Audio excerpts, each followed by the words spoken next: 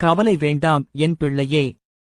நீ உன் குடும்பத்தில் பெரிய பிரச்சனை இருப்பதாக என்னிடம் பிரார்த்தித்தாய், அது எனக்கு கேட்டுவிட்டது.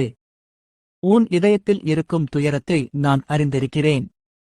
உன் குடும்பம் பிளவுபட்டு ஒற்றுமை இல்லாமல் உன் மனம் வேதனைக்குள்ளாகி இருக்கிறது. ஆனால் நினைவில் கொள், என் முன்னிலையில் எந்த பிரச்சனையும் மிகப்பெரியது அல்ல.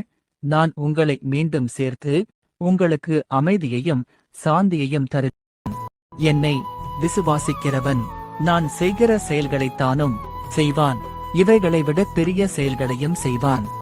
நீங்கள் சகிக்கிற சகல துன்பங்களிலும் உபத்திரவங்களிலும் பொறுமையையும் விசுவாசத்தையும் காண்பியுங்கள்.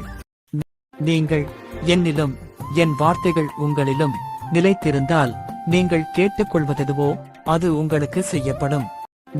இந்த நாள் உங்களுக்கு ஆசிர்வாதமாய் இருக்க இந்த வீடியோவை பார்த்து கொண்டு இருக்கும் என் மகனே, என் மகளே, நீங்கள் என்னிலும் என் வார்த்தைகள் உங்களிலும் நிலைத்திருந்தால் நீங்கள் கேட்டுக்கொள்ளுவதெதுவோ அது உங்களுக்கு செய்யப்படும்.